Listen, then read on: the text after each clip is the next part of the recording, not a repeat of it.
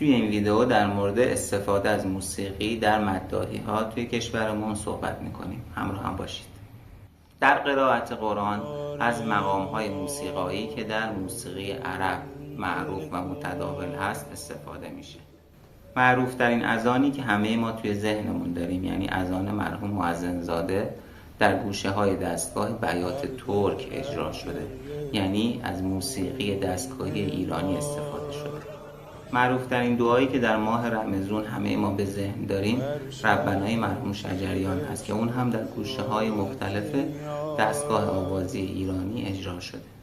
اینجا کانال موسیقی و بیشتر هست و من مهدی ربیعی اینجا هستم تا با شما در مورد موسیقی صحبت کنم. اگه به موسیقی علاقه دارید سابسکرایب کنید و زنگوله رو بزنید. استفاده از موسیقی و آهنگ‌های مختلف در مداحی‌ها هم بسیار معروف و متداول است. چه استفاده از آهنگ‌های قدیمی، چه استفاده از موسیقی پاپ که جدیدتر است و حتی استفاده از موسیقی رپ، یعنی سبک رپ که دیگه خیلی ساختار شکن است.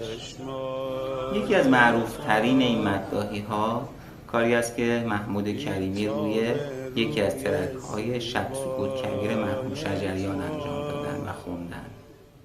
من اینجا فقط میخوام یه نکته بگم و اون این هست: آیا به نظرتون اخلاقیه که ما از اثر یه هنرمند استفاده کنیم و به اون هنرمند بی احترامی کنیم؟